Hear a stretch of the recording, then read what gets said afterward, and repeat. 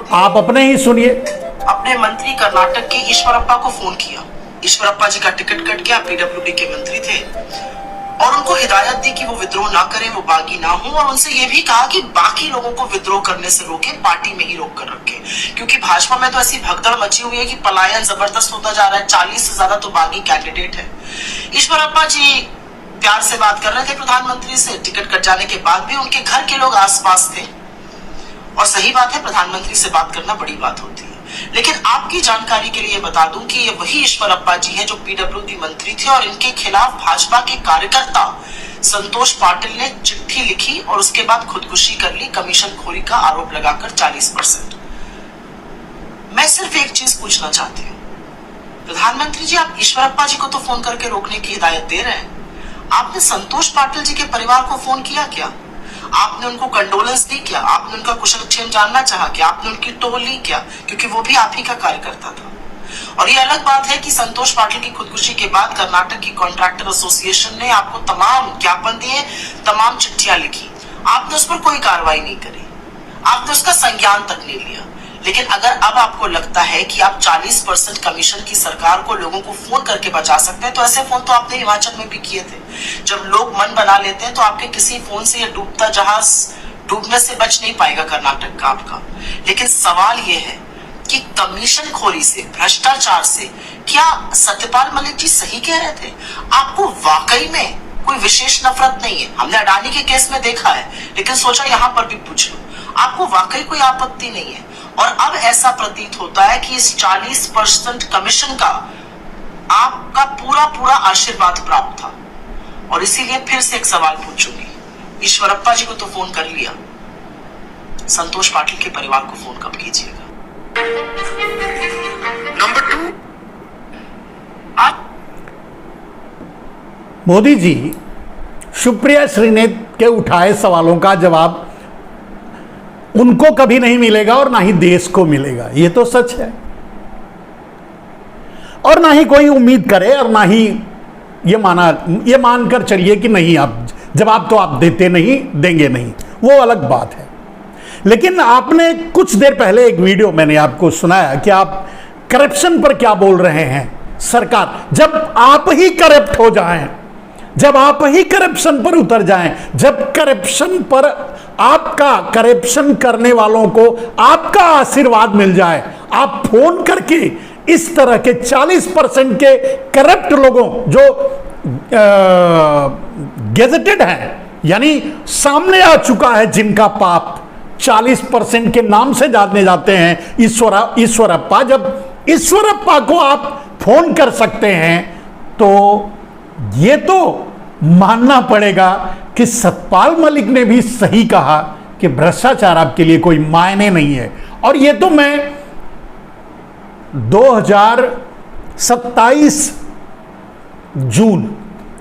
मई, माफ कीजिएगा, 27 मई, जिस दिन आप 25 को आपने शपथ ग्रहण लिया था और 27 को आपने धोखा दिया था इस देश को एसआईटी गठित करके काले धन पर, तब से आप बोल रहा हूं कि भ्रष्टाचार, आप खुद मतलब सर से पांव तक डूबे हुए हैं भ्रष्टाचार में। अब आप क्या कहेंगे? इसीलिए मैंने कहा कि जब एक वक्त होता है जब आप कितना भी पाप, अब आपने इतनी बड़ी बेइज्जती कर दी सेना की, और फिर भी वहां के सामने बैठे हिजड़े ताली बजाते रह गए, तो वो आपका वक्त था। लेकिन अब आपका वक्त अलग है। अब आप जवाब देने का समय आ गया है, जितने आप पाप कर चुके हो। अब और पाप करने का समय नहीं है। छोटे मोटे पाप और कर लो, किसी को जेल में डाल दो, किसी को गोली मरवा दो, किसी के यहां ईडी भेज दो, किसी के यहां सीबीआई कर लो, ये कर सकते हो। कब तक? जब तक बैठे हो।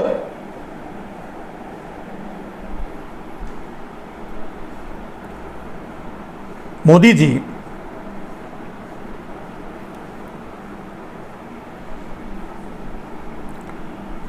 अब ये सोशल मीडिया में बैनर चल रहा है कि पीएम मोदी को करप्शन पसंद है। एक गाना था ना, बेबी को बेस पसंद है, वही आपको करप्शन पसंद है। पीएम मोदी को करप्शन पसंद है। अच्छी बात है।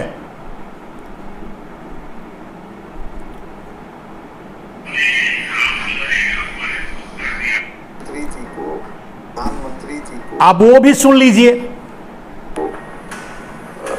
करप्शन से कोई बहुत नफरत नहीं है।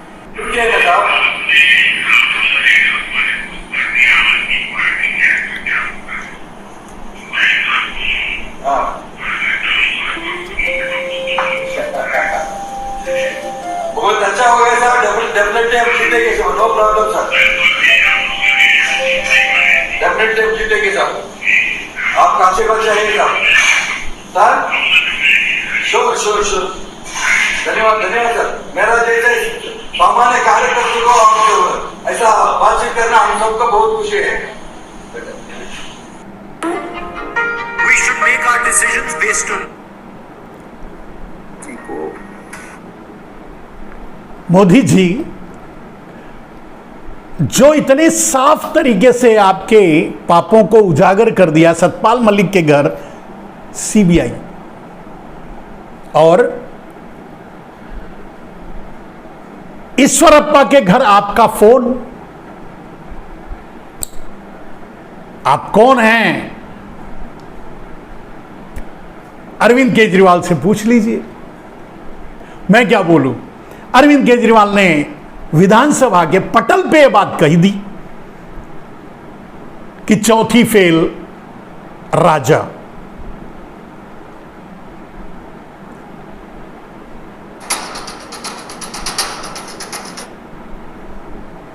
मोदी जी, अब समय आ गया है जब आपको अपने हर कर्म का जवाब देना होगा।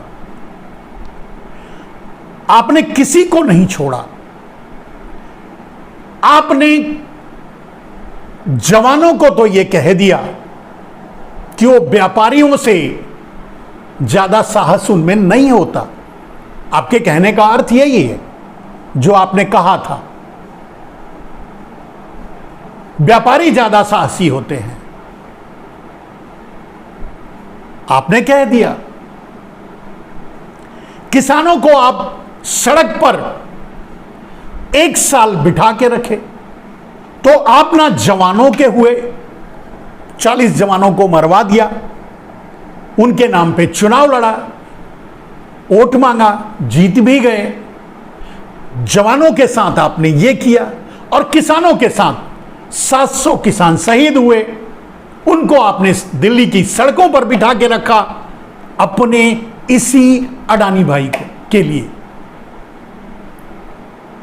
तो क्या ये आपको ये पता था नरेंद्र मोदी जी, आपको ये अंदाजा था कि ऐसे सवाल उठ सकते हैं? किसानों, व्यापारियों और जवानों को के बारे में लोग कंपेयर कर सकते हैं, कभी पूछ सकते हैं कि सारे चोर कहां से? तो इसका जवाब आपने पहले ही दे दिया कि भाई व्यापारी ज्यादा साहसी होते हैं। मान लें, क्या यह मान लिया जाए कि आपने जो कहा वो सही कहा एक अन्य कि नीरव मोदी, मेहुल चौकसी ज्यादा साहसी थे? राज्यपाल रहे हुए सत्यपाल मलिक जी ने क्या कहा था? आज से 1 हफ्ते पहले कुछ कहा था, बड़े स्वर्णिम वाक्य हैं कि प्रधानमंत्री को भ्रष्टाचार से कोई नफरत नहीं है। वो सभ्य आदमी है, सभ्य भाषा में उन्होंने बोला। हम भी सभ्य हैं, लेकिन एक कदम आगे बढ़ाएंगे। प्रधानमंत्री को भ्रष्टाचार से मोहब्बत है। ये मोहब्बत ईश्वरप्पा जी को फोन करने में सुनाई देती है। जिस व्यक्ति को 40% कमीशन लेने के जुर्म में दबाव के चलते हटाया जाए, उसके आगे आप जी हुजूरी कर रहे हैं, उनको गुहार लगा रहे हैं, साहब मदद कर देना, जितवा देना। देश का प्रधानमंत्री। कुछ महीनों पहले संदर्भ चुनाव का ही है, राज्य हिमाचल प्रदेश था, वहां भ्रष्टाचार का तो मामला नहीं था, लेकिन ऐसे ही एक व्यक्ति को उन्होंने फोन किया। वो उनको टिकट नहीं मिली थी, तो वो निष्पक्ष इंडिपेंडेंट खड़े हो गए थे। उन्होंने प्रधानमंत्री की बात को माना भी नहीं। बड़ा अटपटा सा लग रहा था कि देश का प्रधानमंत्री, दूसरा टर्म का प्रधानमंत्री, इस तरह से हुज्जत कर रहा हो अपनी ही पार्टी के एक वर्कर के सामने, और वो नहीं मान रहा। देखिए साहब, इकबाल तो इकबाल होता है, वो नहीं टूटना चाहिए। पद प्रधानमंत्री का, और वो भी भारत जैसे देश के प्रधानमंत्री का, इस पद का एक इकबाल होना चाहिए। उस इकबाल को स्वयं प्रधानमंत्री ही खत्म कर रहे हैं। ये आज दूसरी बार देखने को मिल रहा है, और भी कई उदाहरण है, लेकिन चुनाव के संदर्भ में अगर हम बात करें, एक भ्रष्ट व्यक्ति को कि आगे आप गिड़गिड़ा रहे हो कि भाई जितवा दीजिए। 40% सरकारा ऐसे ही थोड़े स्लोगन बना, इन्हीं लोगों की वजह से बना ये नारा। 40% सरकारा का जो तमगा मिला था भारतीय जनता पार्टी की सरकार को कर्नाटका में, वो इसी तरह के लोगों की वजह से नहीं, इन्हीं की वजह से मिला था। और आज प्रधानमंत्री उनके सामने गिड़गिड़ा रहे हैं। सोचिए क्या स्थिति है, और सोचिए भ्रष्टाचार से कितनी मोहब्बत है साहब।